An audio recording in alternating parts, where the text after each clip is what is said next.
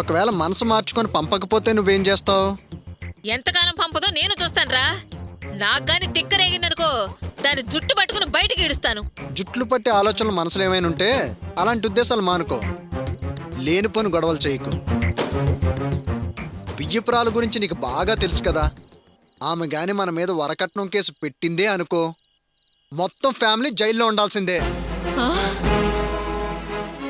కాబట్టి పట్లు పట్టుదలను మానుకో.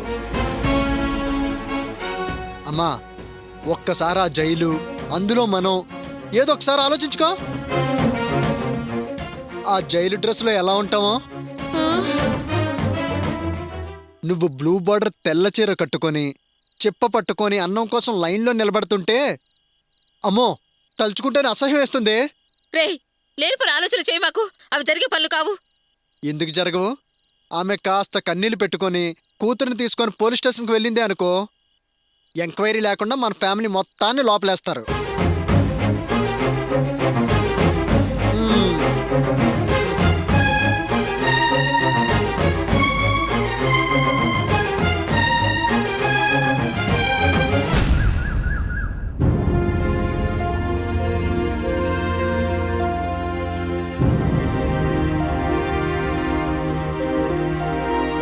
రంగా, ఎలా ఉందిరా?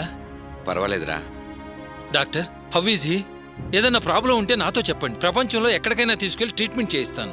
డోంట్ వరీ సార్, భయపడాల్సిన పనే లేదు. జస్ట్ పెయిన్ వచ్చిందంతే. ఇదే కంటిన్యూ అయితే హార్ట్ అటాక్ కూడా రావచ్చు. కాస్త జాగ్రత్తగా ఉంటే సరిపోతుంది. Now he's all right. Thank you doctor. It's our duty. వస్తాను సార్, వస్తాను. Thank you.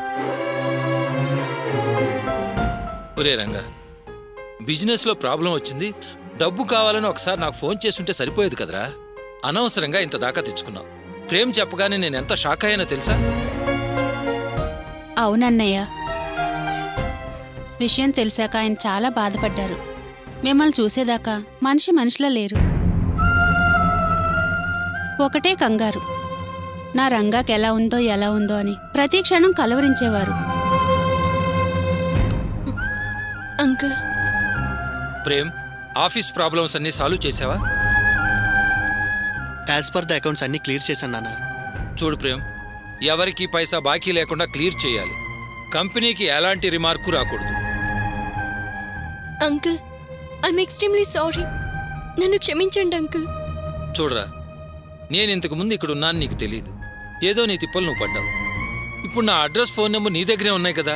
ఇలాంటి ప్రాబ్లమ్స్ ఏమన్నా ఉంటే వెంటనే నాకు ఫోన్ చేయొచ్చు కదరా. అనవసరంగా నేను ఇబ్బంది పెట్టడం ఎందుకని చేయలేదురా. చూసావా మీనాక్షి, వీడు ఎలా మాట్లాడుతున్నాడో? అయినా అవసరానికి సహాయపడిన ఫ్రెండ్షిప్ ఎందుకురా? అయినా మన స్నేహంలో మొహమాటాలేమిటి? ప్రేమ్, వీడు చాలా మొహమాటస్తుడు. ఏది బయటికి చెప్పడు. ప్రతి చిన్న విషయాన్ని మనసులో దాచుకుని మదన పడుతూ ఉంటాడు. ఎందుకైనా మంచిది, నువ్వు ఓసారి ఆఫీస్కి వెళ్ళి ఆ మేనేజర్ని కలిసి అంతా ఓసారి వెరిఫై చేసి ప్రాబ్లం లేకుండా చేసిరా. నానా, చాలాసేపటి నుంచి నందిని మీతో మాట్లాడాలని ట్రై చేస్తుంది.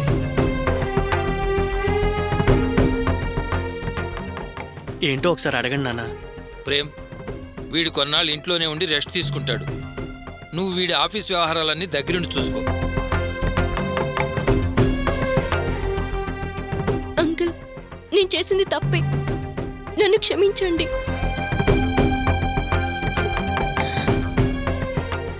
ఆ సిచ్యువేషన్లో ఎంతమంది నాన్న ఫ్రెండ్స్ని కాంటాక్ట్ చేసినా ఎవరూ రియాక్ట్ అవ్వలేదు. ఎవరూ సహాయం చేయడానికి ముందుకు రాలేదు. కానీ ప్రేమ్కి ఫోన్ చేయగానే ఇమీడియట్గా రియాక్ట్ అయ్యి ముందుకొచ్చి ఎంతో సపోర్ట్గా నిలబడ్డాడు. ఇప్పుడు మీరు ఆంటీ వచ్చి నాకెంతో ధైర్యాన్ని ఇచ్చారు. నాన్న మీద మీరు చూపిస్తున్న ప్రేమాభిమానాలు మీ మంచి మనసుకి అద్దం పడుతున్నాయి. మీ మంచితనాన్ని అర్థం చేసుకోకుండా అందరి ముందు నేను ఎలా మాట్లాడి తప్పు చేశాను uncle. I'm very very sorry uncle. నన్ను క్షమించండి అంకుల్. ప్లీజ్ అంకుల్, నన్ను బాధ పెట్టకండి. నేనెవరినమ్మా నిన్ను బాధ పెట్టడానికి క్షమించటానికి? నేను నీకోసం రాలేదు, నా ప్రాణ స్నేహితుడైన రంగా కోసం వచ్చాను. అలా అనకండి అంకుల్. ఇది తప్ప నాకు వేరే దారి లేదు.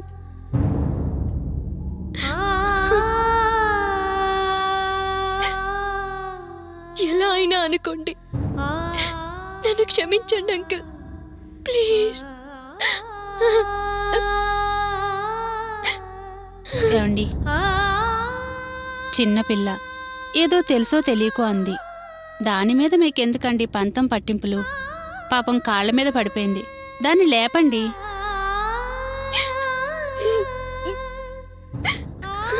ప్లీజ్ నానా.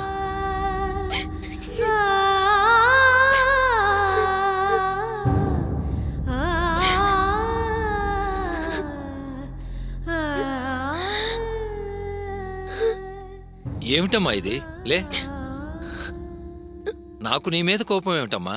ఫాస్ట్ ఈజ్ ఫాస్ట్ అమ్మా.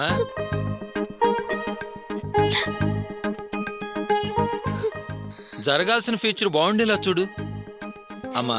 అయినా నువ్వేం తప్పు చేసావని అలా ఫీల్ అవుతావు? అదే అమ్మా, అలా ఉండు. చూడమ్మా, వీడికి కాస్త ఓపిక రాగానే ఆఫీస్ ఆఫీస్ అని పరిగెడతాడు, కానీ వెళ్ళనీకమ్మా, బాగా రెస్ట్ తీసుకునేలా చూడు. టైం టు టైం మందులు వాడేలా చూడమ్మా. అమ్మా, భోజనం అలక్ష్యం చేస్తే అస్సలు ఊరుకోవద్దు, సరేనా?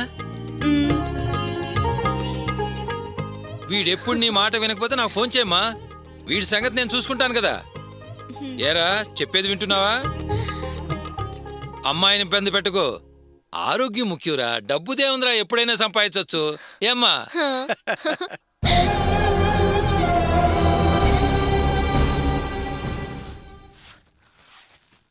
పిన్ని, భాగ్యం పిన్ని, రా కవితారా. ఏంటమ్మా ఈ టైంలో వచ్చావు? ఆఫీస్కి వెళ్ళలేదా? ఆఫీస్కే బయలుదేరాను పిన్ని.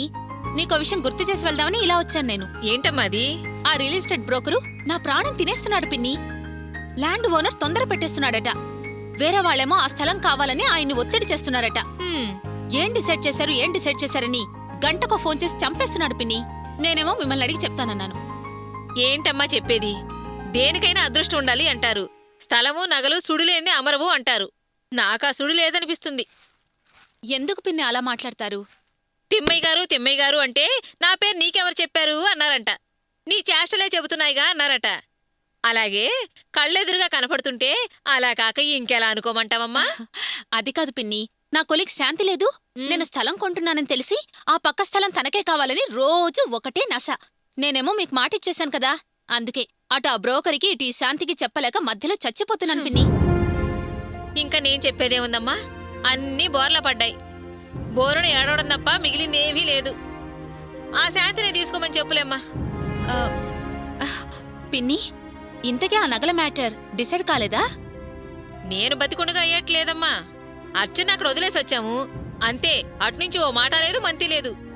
వేసిన గొంగళి వేసినట్టుగానే ఉంది. ఆ మొండిదేమో బిడ్డ కాపురం నట్టేట్లో కొట్టుకుపోయినా తన పంతమే ముఖ్యం అనుకునే రకం. అదే ఆ 10 తులాలు ఇవ్వదు, అర్చనను కాపురానికి పంపదు. వాళ్ళు ఉలక్క పలక్క ఉన్నారని మీరు అలాగే వదిలేస్తారా? వెళ్ళి విషయం ఏంటో నిలదేలేకపోయావా? నేను నిలదీద్దామని అనుకున్నానమ్మా, కానీ మా వాసునే జడుసుకు చచ్చే మాటలన్నాడు. ఆ మాట విన్నాక గుండెదడ పెరిగి వెళ్ళడం ఎందుకులే అని మానేశాను. వాసునా? ఏమన్నాడు? ఎందుకు భయపెట్టాడు? వెళ్లి నగల గురించి అడిగితే ఆ వరలక్ష్మి వరకట్నం కేసు పెడుతుందని, మమ్మల్ని పోలీసులు జైల్లో పెట్టి కీళ్లు విరుస్తారని చెప్పాడు. ఎందుకొచ్చిన గొడవ చెప్పు? జైళ్లు తన్నులు ఈ వయసులో నాకు అవసరమా? అందుకేనమ్మా మానేశాను. భలేవారే పిన్ని, అతను చెప్పడం మీరు నమ్మేయడమునా? మీ అనుభవం గొప్పదా, వాసు వయసు గొప్పదా? వాళ్ళు కేసు పెడితే వెంటనే జైల్లో పెట్టడమేనా? ఇరుగో పొరుగు విచారించరా? అయినా అలా చేస్తే మేము ఊరుకుంటామా పిన్ని? మీరు అర్చన్ను కోడలుగా చూశారో కూతురుగా చూశారో మేం చెప్పమా? మా సాక్ష్యం కాదని వాళ్ళు శిక్షించగలరా? 40 తులాల బంగారం ఇస్తామని చెప్పి 10 తులాల నకిలీ బంగారం పెట్టారని మేము నిజం చెప్పమా? అయినా మోసమైన మీ మీద మోసం చేసిన వాళ్ళు కేసు పెడితే మీరెలా చేతులు ముడుచుకుని కూర్చుంటారు పిన్ని? అతనంటే తెలియక భయపడ్డాడు. మీరెలా భయపడతారు? అంతేనంటావా? అయితే నేను వెళ్ళి అడగొచ్చంటావా? నిర్భయంగా, నిర్మోహమాటంగా అడగండి. అడగడమేంటి, అవసరమైతే నలుగురిలోకి లాగేయచ్చు. చట్టాలు చాలా ఉన్నాయి పిన్ని. అన్ని చట్టం ప్రకారం జరుగుతున్నాయా? అయినా పిన్ని, ఇవాళ రేపు ఎవరి స్తోమతకు తగ్గట్టు వాళ్ళు కట్నాలు తీసుకుంటూనే ఉంటున్నారు. మీరేం కాని పనేం చేయలేదే. అయినా అడిగే హక్కు మీకుంది. భయపడకండి పిన్ని, వెళ్ళి ధైర్యంగా నిలదీయండి. అడగందే ఏ పని కాదు. ఇప్పుడు వదిలేశారనుకోండి పిన్ని, తర్వాత వాళ్ళు పంచాయతీ పెట్టి ఉత్త పిల్లని దిగబెట్టి వెళ్తారు. అదే జరిగిందనుకోండి, బంగారమూ సున్నా, స్థలమూ సున్నా. సరే పిన్ని, ఒక పంచేద్దాం. నేను బ్రోకర్ దగ్గర కాస్త టైం అడిగి తీసుకుంటాను. ఈలోపు మీరు నగల విషయం విచారించండి. పిన్ని, నాకు ఆఫీస్కి టైం అవుతోంది, నేనొస్తాను. సరేనమ్మా.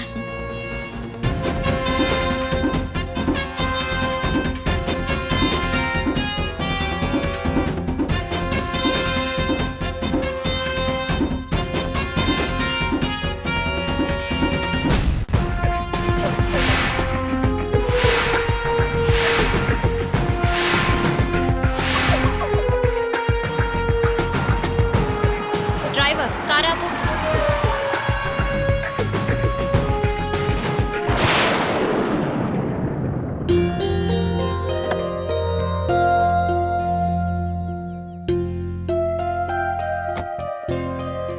హాయ్ రేవతి.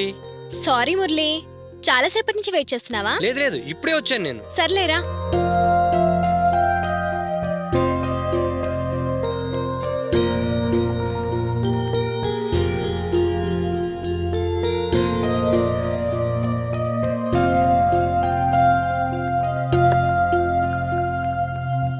అదేంటి మురళి, వెనక్కొచ్చి కూర్చో.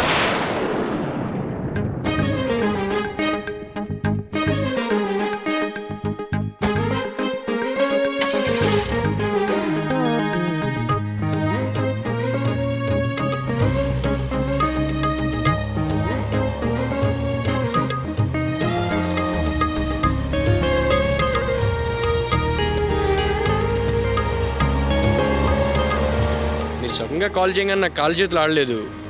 ఏం చేయాలో చెప్పండి మేడం. ఏంటి మ్యాటర్ ఏంటి? ముందు మన మధ్యలో ఉన్న గ్యాప్ తగ్గించండి. నేను మాట్లాడుతుంది ఈ గ్యాప్ గురించి కాదు. మీరు మేడం అని పిలుస్తున్నారే, దాని గురించి. Okay. Just call me as Revathi. Okay? Okay madam. Okay okay Revathi. ఏ డ్రైవర్, కారాపు.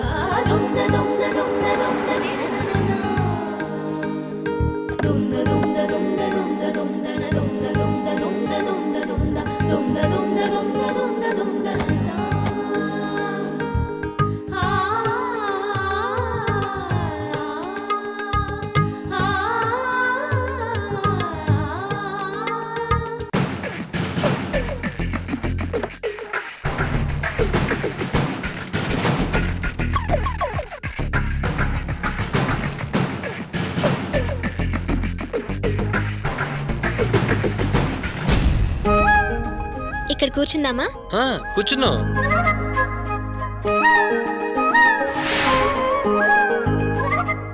ఏంటి మేడం సడన్ గా రమ్మన్నారు? మురళి, ముందా మేడం అని పిలిపి ఆపుతావా? Call me as Revathi. Okay Revathi. ఆ రోజు మనం నటించింది వాసు కనిపెట్టేస్తాడని చెప్పి మీరు చాలా టెన్షన్ పడ్డారు. ఇప్పుడు ఎందుకు సడన్ గా మీరు కలవమన్నారు? ఫస్ట్ నేను వాసుని రెచ్చగొట్టడానికి మిమ్మల్ని పిలిచాను. నిన్నలా యాక్ట్ చేయమన్నాను. కానీ నేను ఇప్పుడు నా నిర్ణయాన్ని పూర్తిగా మార్చుకున్నాను. దానికి కారణం నువ్వే. జస్ట్ యాక్టింగ్ చేయడానికి వచ్చిన నీ బిహేవియర్, నీ అప్రోచ్మెంట్, నీ మాట తీరు, యువర్ డీసెన్సీ చూసి ఎందుకో ఇంప్రెస్ అయ్యాను. నా మనసులో నాకు తెలియకుండానే నీ మీద ఏదో సమ్ ఫీలింగ్. నటించడానికి వచ్చిన నువ్వు మనసు పారేసుకున్నాను. నువ్వంటే అదో feeling. I love you Murali.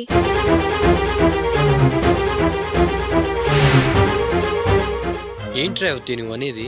అలా అడుగుతావే Murali, I love you. Revathi, మళ్ళీ వాసుని రెచ్చగొట్టడానికి అంటున్నావా లేక నిజంగా నన్ను ప్రేమిస్తున్నావా? వాసుని రెచ్చగొట్టాల్సిన అవసరం నాకేంటి? వాడి నిజ స్వరూపమేంటో నాకు తెలిసిపోయింది. వాడు ఎటుపోతే నాకేంటి? నేను నిజంగానే నిన్ను లవ్ చేస్తున్నాను. నువ్వు చెప్పేది నిజమేనా రేవతి? నీకింకా నమ్మబుద్ధి కావట్లేదా? నేను చెప్పేది నిజం నిజం నిజం. కేవలం నటించడానికొచ్చిన నువ్వు నా మనసులో స్థానం సంపాదించుకున్నావు. అందుకే ఎప్పుడు నీతో ఉండాలని, మాట్లాడాలని, కలిసి నీతో జీవించాలని ఆశపడుతున్నాను మురళి.